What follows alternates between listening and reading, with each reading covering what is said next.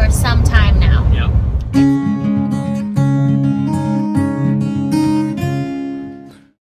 Hello everyone, welcome back to our channel. My name is Brooke and today I am bringing you the second video in our new wedding series. Today I am talking all about venues and setting your date for your wedding and how to narrow down both of those searches, because it can be really intimidating starting your wedding search or your venue search. I feel like it's one of the first steps that you have to take when wedding planning. At least that's the first thing that we did. I'm just wanting to share my tips and tricks with you and just my personal story in hopes that it helps one of you.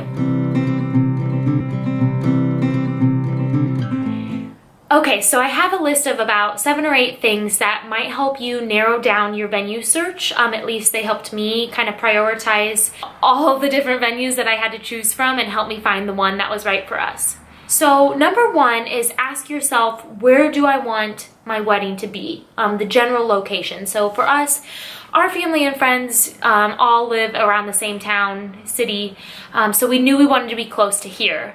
But for others of you, you might want it in a specific state or region or country for that matter. So first, narrow it down to the location or general location of where you want your wedding to be. Second is not a fun one, but your budget.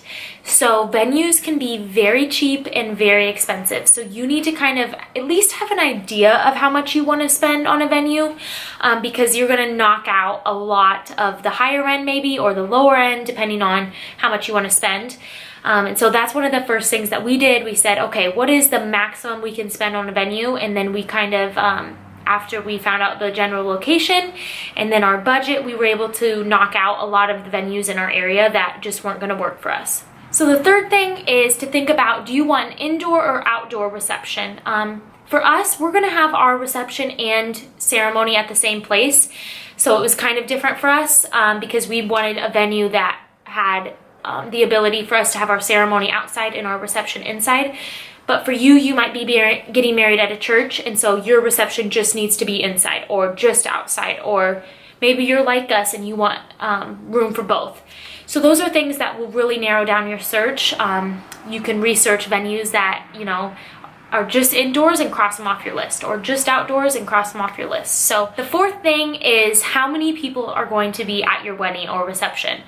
For us, it was gonna be, we're gonna try to keep it as small as possible, and so a lot of the venues were gonna accommodate us, but if you are having a very large wedding, you are probably going to have to narrow down your search rather quickly to venues that will accommodate that many people. And so that's an easy thing that you can do. Call them or research on their website how many people they can accommodate in their space, either indoors or outdoors.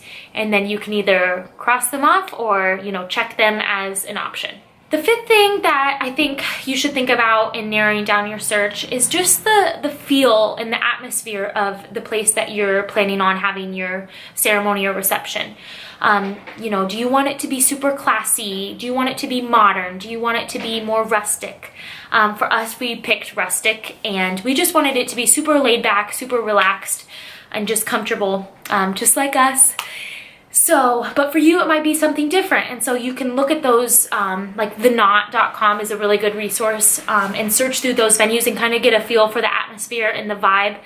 Obviously, you can decorate things. You can, you know, tone things up in the decoration or tone them down. But the overall feel of the venue really will play an impact into the feeling of your reception or wedding. And so that's an easy thing that you can also look at is, you know, we want a really rustic reception, so you know, a white canvas that's really stark and like just bland won't work for us. But if you're having a classy wedding, that might be the perfect reception area for you to just, you know, add flowers and a few of your personal touches to make it your own. So the next thing that I thought about is vendor accommodations and just the overall flexibility of the venue. We kind of already had a personal caterer in mind, and we needed our venue to be flexible with their needs. And, you know, do they have vendor accommodations? Do they have a stereo system, or do you need to bring in a DJ?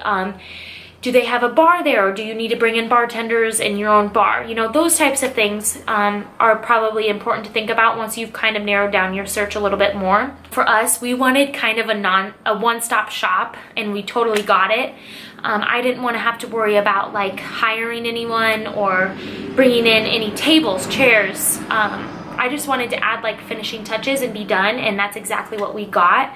But for some of you, you literally want a blank canvas, and then you want to be able to bring in your own DJ, your own caterer, your own tables, your own chairs, flooring, you know, like everything. So that's something that down the road, once you find, you know, venues that work in your budget and location and they have a good feel to them, that you could think about. Okay, and then the last thing I have is something that I didn't think about until someone else brought it up, but hotel accommodations. So a lot of the times you might have family out of town or people visiting, fly in for your wedding, and you need to think about, you know, hotel accommodations for them. I know for us, a lot of our family is local, and so it's not a huge priority. That's why I think it's so low on my list. But for some of you, you might have a lot of out-of-town guests, and it will be crucial for you to have like a hotel block or at least hotels near your reception or venue. And so that's something that you can think about as well. You know, if you are in between two venues and one is a little closer to a hotel, you might be like, yeah, let's do that because it'll help my guests get home safe, or, you know, be easier on them. And so that's another thing that you can think about. So I hope that helps one of you in your narrowing down your reception or venue search. At least that was kind of the things that I went through mentally in my mind. It helps to just prioritize. And so if certain things on that list that I just explained are higher priority to you, move them up. You know, if budget is number one, you cannot go over a certain amount, move it to the top of the list, and do not look at venues that go over your budget. If just the feeling and the look of the space and the functionality of the space is number one, and you don't care how much you spend or, you know, what kind of caterers are going to be there or anything like that, move that to the top of the list and just look at venues that, you know, are pretty and functional for you and have the right spaces that you are going to need to suit your guests and have a wonderful wedding. My tip for setting the date would be to first just sit down and have a conversation with your fiance and say, what is like your favorite time of the year? Obviously not like Christmas, unless you want to get married around Christmas, like the 24th or something. But for us, we just thought of like seasons. So spring, summer, fall, or winter. And we both were like fall.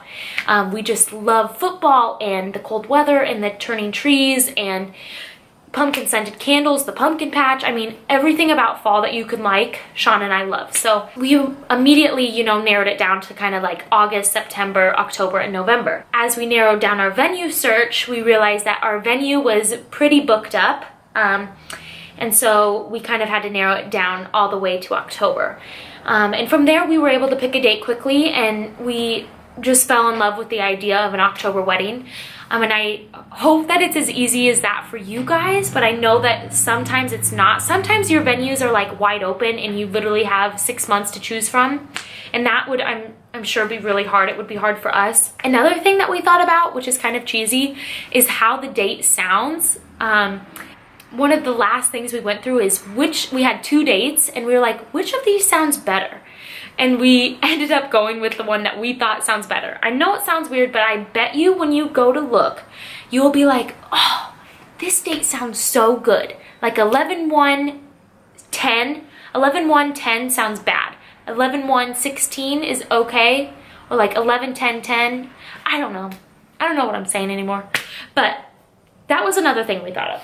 Another thing about setting your date is if you are really watching your budget and you have a really strict budget, but you really want this venue that's a little more expensive, I would see if your venue has any discounts depending on the day of the week that you pick. So obviously Saturdays are usually the most popular for weddings, and so usually that's going to be your highest price to book. But Fridays, Sundays are going to be cheaper. Obviously holidays are usually more expensive, and days of the week are going to be the cheapest, but most of the time people don't want to get married on like a Wednesday night. So if you're really like have fallen in love with a venue but it does not work with your budget, see if they will give you a discount if you book on a Friday or Sunday. I know that might not be ideal for you, but it might work, and it might work for your guest list or, you know, your family. And so see if that's an option and if that might help you. For us, we were able to budget enough money to make it work on a Saturday and get the venue that we wanted. So it worked out for us, but I hope that might help one of you. So I actually have a little video of a previous vlog that Sean and I recorded that you guys are gonna think is so funny, and we are exposing our secrets right now. But long story short, you know what? Just roll the clip. Hello everybody! Hello everyone. Shh. Quiet. We're keeping a secret from everyone. We've been keeping a secret for some time now. Yep. It's hard. It is. It's really hard. Because all you want to do is just tell people, but you can't. We can't tell anybody. And we're not going to, so. Nope. But it's been fun. Yep. Eventually everyone will know. And everyone will be there. And if you're watching this, you're probably hearing about it. Right. But today, should we tell him? We're going to check out our venue. Our wedding venue! Yeah. We're so excited. We are excited. It's gonna be. Doesn't that feel weird? Yeah. And So now we're going to take the full tour right now. we're taking the tour, and I figured, you know what? No one knows, but we have to document it, because one day we're gonna have to tell everyone Right. how crazy we are. This vlog will go live, and everyone's going to know. And everyone's gonna be like, wow, they are crazy. They already know. And I would not recommend this, but I just know. It is what it is. It's gonna happen, so. Yep. Okay. We're getting married. We're getting married. Gotta get engaged first. Now we just gotta see that ring, girl. That's right, girl. So as you can see from that video, Sean and I actually booked our wedding venue before we were engaged. Yeah, I know, crazy. A lot of our friends and family already know that, and they already know how crazy we are, so it's probably not a big surprise to them. But I just want to tell like why we did that. One of my sister's friends actually got married here in like the past, I don't know, it was only a couple months ago. And I absolutely loved the venue. And I looked at it and I was like, this is the place. Like, I just knew. And so I wasn't worried though. Like, I was like, oh, we'll get engaged. We'll figure it out. We've got plenty of time to book the venue. Well, we don't. We didn't, at least. So I had been on their website. They actually had a really nice calendar that showed like the dates. And so I'd been like constantly looking at that this summer. And it was around August, like the beginning of August, and I had went to look, maybe it was the end of July, I don't know. But I went on their website and looked at their calendar and had noticed that literally 5 or 6 dates booked up since the last time that I had been on there. And they were booked up for August, September, parts of October, parts of November. I mean, it was unreal. And so I immediately called Sean and I was like, Sean, like, our venue is getting booked up and we're not engaged and we can't go book it, and like I'm stressing out because I just knew in my heart that this is the place that we were going to get married at. It was perfect for us. And so I ended up, thanks to Sean, reaching out to the owner of our venue and just saying, hey, could we come and like see this venue? We're really interested, and I'm getting worried because, you know, the month that we're looking at is kind of starting to fill up. Well, she texted me back and was like, we only have 1 or 2 dates left, and several couples have came in to tour and are interested in those dates. And I freaked. So that day, I am not joking you, I left work early, went to the bank, picked Sean up, and we drove to this venue and put a deposit down. We hadn't toured, hadn't met the owner, nothing. I just knew in my heart that this was it for us. And obviously I'd done so much research. I am like OCD and so analytical that I had spreadsheets already made up of this venue and the rules, and I've read the rental agreement. And so it wasn't like a blind deposit, but it was definitely like flying by the seat of our pants, I would say. Anyways, we went back the next week for a tour and just loved it. It was perfect. And so we were so glad that we booked and got our date that we wanted. And then obviously we got engaged, and so it all worked out. I don't necessarily recommend that, but if you know you're gonna get engaged and you know that you have a venue that you really want and it's starting to book up, I would do it because I did it and I have no regrets. Who knows? Maybe it still would have been open by now, but that was almost a month and a half ago. So you just never know. And so that's our little story. I hope you guys enjoyed those clips. We aren't going to share our date or the specific venue just yet. I think I'm going to save that for another video. But I hope you guys found some inspiration and liked my advice. If you did, give this video a thumbs up. I'd really like it and appreciate it. And we just thank you again for supporting our channel and subscribing. If you aren't subscribed, please do so. Follow us along on this journey. And I can't wait for our next video. I think I'm gonna share some more details on how I'm staying organized with the budget and just like all the things that involve wedding planning and how to really get started. So thank you guys so much. I hope you enjoyed this and we'll see you in the next video. Bye.